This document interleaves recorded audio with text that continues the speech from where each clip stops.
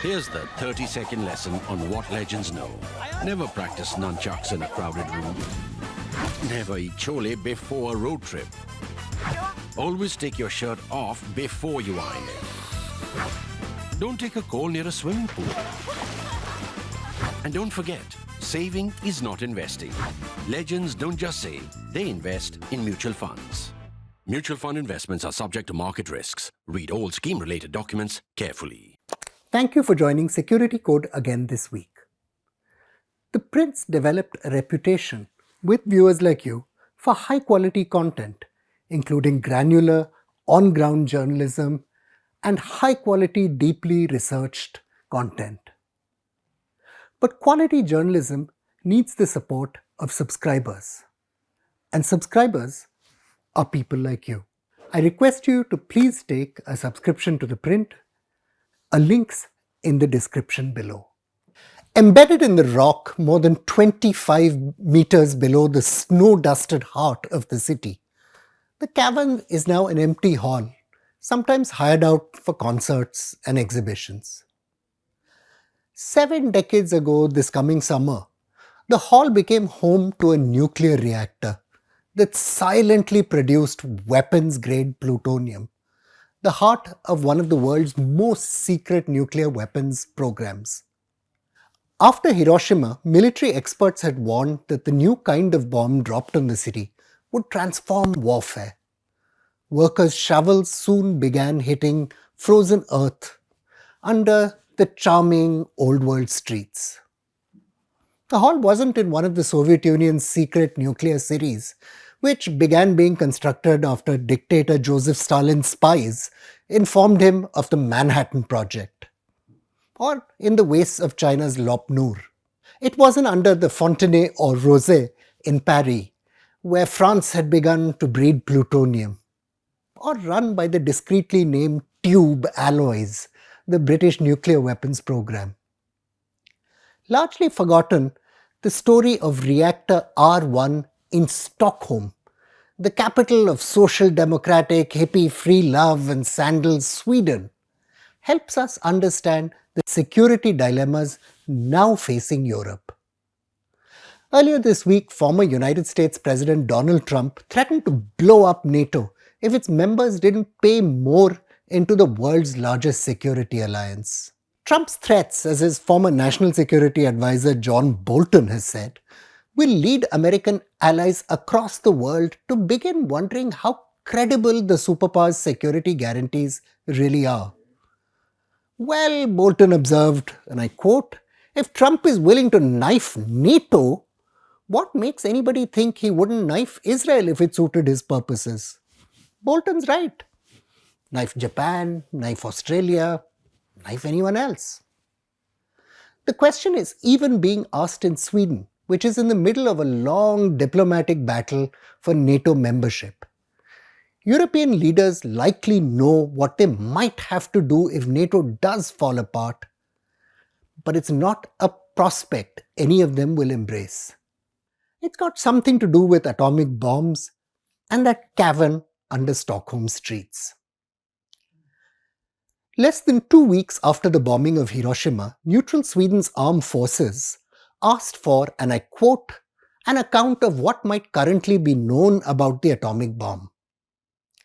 Led by the eminent physicist Torsten Magnusson, Sweden's National Defense Research Agency began conducting preliminary studies into the elements of nuclear weapons.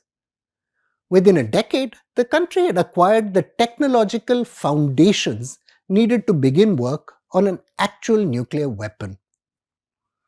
Early in the summer of 1954, international relations scholar Thomas Jonter reveals, Magnusson gave a speech to top military commanders, and this is what he said. Because of the great advantages of atomic bombs from the point of view of defense, it is my opinion that sooner or later we will have to seriously consider manufacturing them. 2 years later, Sweden began tests on the special conventional explosive system needed to trigger a nuclear detonation. As the Cold War freeze set in, similar efforts had begun across Europe. The United Kingdom had made major contributions to kickstarting the Manhattan Project. Leaders in the UK, official history records, expected that the United States would return the favor by sharing technology after the end of the Second World War. Fearing that technology would leak to the Soviet Union, however, American President Harry Truman declined to cooperate. Furious, British politicians ordered resources be made available for the acquisition of an independent nuclear deterrent in 1946. "We've got to have this thing over here, whatever it costs," Foreign Secretary Ernest Bevin told the Cabinet Committee in charge of the project. "We've got to have the bloody Union Jack flying on top of it." Across the English Channel, France was arriving at exactly the same conclusion, and for much the same reason.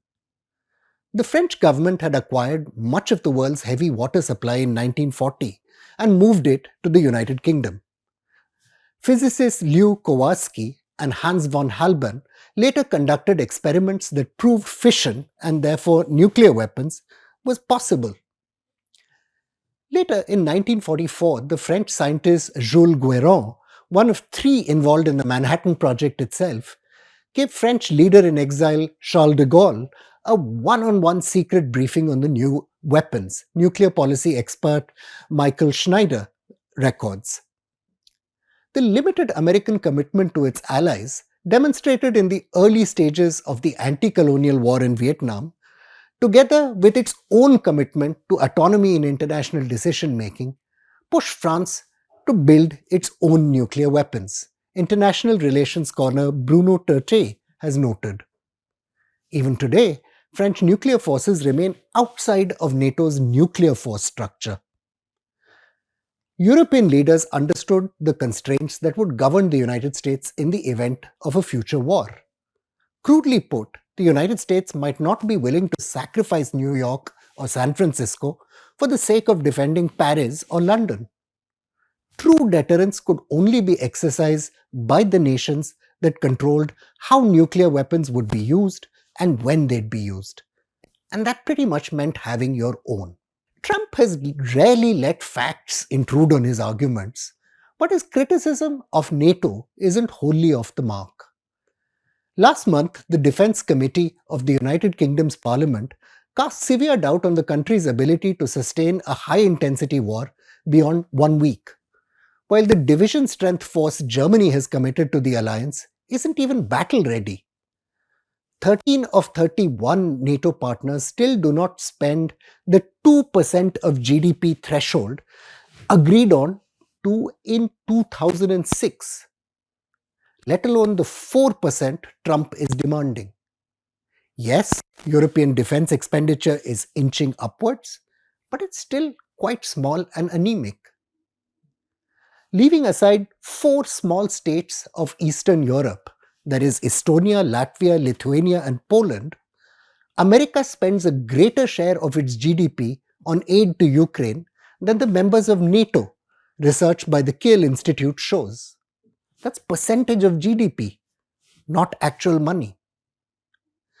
This reflects the reality that European countries see the threats on their borders and their vital interests in significantly different ways. One of the important reasons independent nuclear weapons programs sprang up after World War II. After all, the concerns about Russia in Estonia and in the United Kingdom are likely to be very different.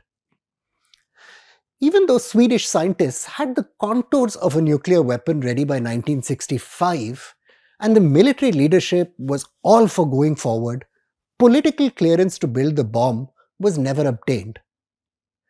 According to Jonter, this meant dropping the Swedish military's hopes and plans for a 100-bomb arsenal capable of devastating Soviet forces that might arrive on its borders. The desire for a nuclear bomb, though, wasn't some sort of Swedish eccentricity. Tiny Switzerland, journalist Michael Fisher notes, had begun conducting nuclear weapons development along with Sweden. Even though Switzerland was compelled to sign the Nuclear Non-Proliferation Treaty in 1969, its bomb program was not officially shut down until 1988, when the Cold War ended. In November 1957, historian Massimiliano Moretti records, France even signed a secret deal with its World War II enemies, that is, Germany and Italy, to collaborate on nuclear weapons research.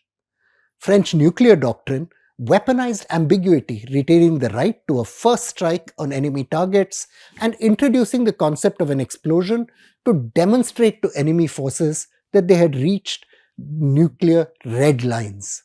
Though de Gaulle dropped the idea of a France-Italy-Germany nuclear weapon cooperation by 1958, the year after the treaty was signed, it doesn't take much to appreciate the extraordinary concerns that might have driven such a pact. The historian Maurice Weisse noted wryly that Europeans saw nuclear arsenals as, and I quote, protecting oneself from one's allies, not only as arming oneself against one's enemies. Will such a Europe be as stable as the America-led NATO we've got used to? There's no telling. But a second Trump presidency may leave the world with no choice other than to find out the answer to this question. Doom, of course, might not lie ahead. The capacity of nuclear weapons to cause annihilation, the scholar Kenneth Waltz argued, and I quote, lessen the intensity as well as the frequency of war among their possessors. For fear of escalation, nuclear states do not want to fight long or hard, even over important interests. Indeed, they do not want to fight at all. True, and the history of the world after the Second World War tells us that. Though powers have frequently clashed by proxy or on the territory of third countries, they haven't actually fought each other frontally. Emmanuel Macron, the French president, has long pushed for a European security architecture, casting the European Union as a kind of third superpower after the US and China. Theoretically, this kind of an alliance would enable Europe to confront Russia on its own, while, for example, staying out of American feuds with China over Taiwan. There is no clarity, though, on how France, the only nuclear weapon state in the European Union itself, would provide deterrence to the entire bloc, though. Does Macron think French weapons would be used to protect Germany? Would Italy believe such a guarantee if it happened? We don't know. Likely, several of Europe's countries would rethink their decision to abandon nuclear weapons programs in the 1960s at a screwdriver's twist from having usable weapons. Similar trends might be realized in Asia, where countries like Japan and South Korea abandoned the pursuit of nuclear bomb programs in the 1970s. There's no telling if a second Trump presidency will see him hacking at the roots of NATO, or whether he's just sending a warning shot to European countries to cough up and pay. But if he does blow up NATO, many European states will inevitably rethink their defense, setting the clock back to an era before the organization's foundations in 1949. The world that emerges from the Second Cold War will have little resemblance to the one we inherited from the first iteration. I'm Praveen Swami and I'm a contributing editor at ThePrint. Thank you again for watching Security Code.